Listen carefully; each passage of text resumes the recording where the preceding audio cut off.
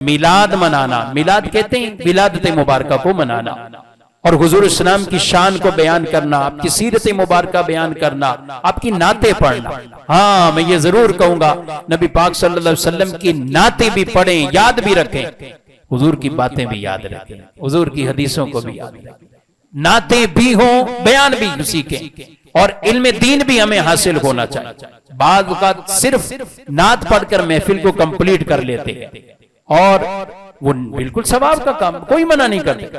لیکن علم دین لوگوں تک کیسے پہنچے گا، اور پھر خاص وہ حضور اسلام کے فضائل و مناقب کیسے پہنچیں گے، تو وہ تبھی ہوں گے جب نعت بھی ہو، ساتھ حضور کی حدیثیں، حضور کی باتیں بھی ہو۔ تو میں کہتا ہوں نعتیں بھی یاد کریں، حضور کی باتیں بھی یاد کریں۔ جس طرح نعتوں سے پیار کر کے اپنے بچوں کو سکھاتے ہیں، حضور اسلام کی حدیثیں، مبارک حدیثیں، کئی علماء نے 40 کے نام سے کتابیں لکھی، 40 حدیثیں، 40 حدیثوں کے نام سے کتابیں لکھی گئی۔ قبلہ شیخ طریقت امیر اہل سنت دامت برکاتہم العالیہ کا بھی ایک رسالہ 40 عطار کے نام سے، جو بالکل عام فہم آسان، اور اردو کے اندر یہ رسالہ 40 حدیثیں اس نے حاصل کیجئے، خود بھی پڑھیں، بچوں کو پڑھائیں۔ یہ دلوں میں محبت پیدا کرنے کا ایک ذریعہ ہے۔ اسی طرح اور آگے بڑھتے جائیں، جو بچے جتنا زیادہ شعور، فہم، پڑھنے والے، سمجھنے والے، اور مزید کتابیں، حدیث پاک کی کتب ہمارے گھروں کے اندر وہ ہونی چاہیے، اور ہم وہاں خود بھی حضور اسلام کی مبارک سیرت کو بھی